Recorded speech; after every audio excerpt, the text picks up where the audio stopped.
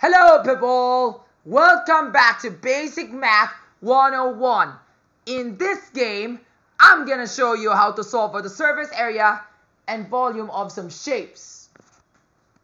And just like what I've said, there's a video going on, so therefore, let's get to the video. Okay, so in this video, we're gonna solve for the surface area and volume of this semicircle and whatever you call that solid figure. So you know already how to solve for the solid surface area and volume. To solve for the surface area, to solve for the surface area of the two circles, we need to do this. So in this figure, there are four faces, two semicircles, one rectangle, and one semicircle. So we need to get the four faces. So let's get the first face, which are the two semicircles. So to solve for the area of one circle, one semicircle, it's pi times the radius squared divided by 2. But since there are two circles that are semicircles that look identical, if you can put them together, they can form regular semicircles. So therefore, ganito yung formula. Ang formula dito ay pi times radius squared. Diba pi times radius squared is the area of one circle. Then times times 2, diba? Then divide by 2 times 2. Take note these cancel because remember, there are two circles that are identical. And what's the radius squared? The radius squared is 4. Diba? Remember, 8 meters is the diameter. So the radius squared is 4. So therefore, it's 3.14 pi times 4 squared. Diba? So it's just like solving for the area of one whole circle. 4 squared is 16. So 3.14 times 16. Let's work the math. This becomes 24. 6 times 1, 12. 19. Diba?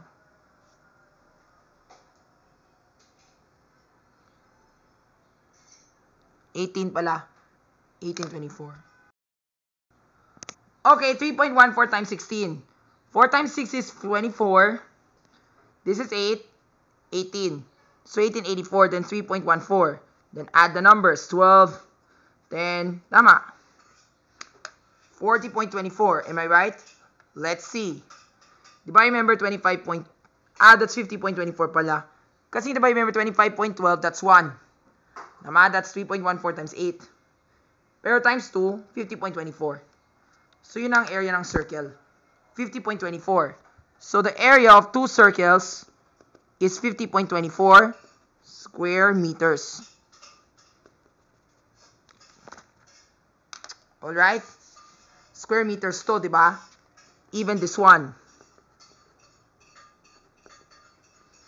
Add them together, you get 100.48 square meters. But wait, we're still not yet done. We still need to do phase 3 and phase 4. For phase 3, diba remember, phase 3 is the base rectangle. Madali lang yan. It's just 48. So, add tayo ng 48 dito. Because 6 times 8 is 48. So, therefore, it's 148.48. Diba kasimple lang? 148.48 square cm. Dahil lang, I'm just writing ha. Ayan. So, yan. 148.48 square meters. Yun talagang sagot dito sa pangatlong parte. Now, for the last part, ito yun. Diba remember I'm telling you about the curved part? To solve for the circumference, to solve for the area of that curved part, diba remember normally, when we solve for the regular cylinder, it's pi times the diameter times h, diba? But now, we're gonna divide by 2. So, diba remember our diameter is 8. Diba remember pi times the diameter of the circle. Diameter times the height. The height is 6 meters. But we have to divide that by 2. So, therefore, ganito siya. Diba remember, it's just like when we solve for the surface area of the small circle, diba? One semicircle. Diba? That's supposed to be 50.24. No. The circumference. 3.14 times 8. And therefore, that's 25.12. Then 25.12 times divide by 2. Diba? Because you want to get the curved part only. Ay, wait. Diba remember that's supposed to be the pi times diameter? Because the pi times diameter is the distance you go around the circle. So, it's just like this. And then from there, you got to multiply it with the base. Yan. So, it's just like you're putting square units here. Dito siya, okay? So, dito yung formula. So 3.14 times what's the diameter? 8 times 6. That's supposed to be 48. So 3.14 times 48. Divide by 2. Take note, you can cancel 48 and 2, which leaves it to 3.14 times 24. Then memorizing your multiplication table, you're supposed to get this answer. 6, 13, 5, 7. 75.36. So therefore, that should be your area. Alright?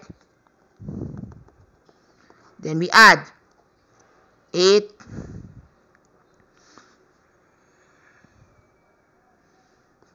13, 22.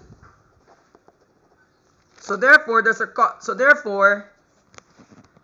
in conclusion, the surface area is 223.84 square meters. Yan. That is the surface area of that half cylinder. And now for the volume, all you have to do na lang is to multiply. So we're gonna have to multiply our 50.24. So diba, remember, to get the volume, get the area of the base, then multiply it by 6. So therefore, it's 50.24 times 6. That's how you get the volume. Diba, remember that 50.24 square centimeters that we got a while ago was the area of one semicircle. But we're going to multiply that with the height. So therefore, we're going to multiply it by 6. So 24 times 6 equals 6 times 4, 24. 6 times 2, 12, 144. 30. So tama. Count the decimal places, okay? Then the volume of this circle is 301.44 cubic meters.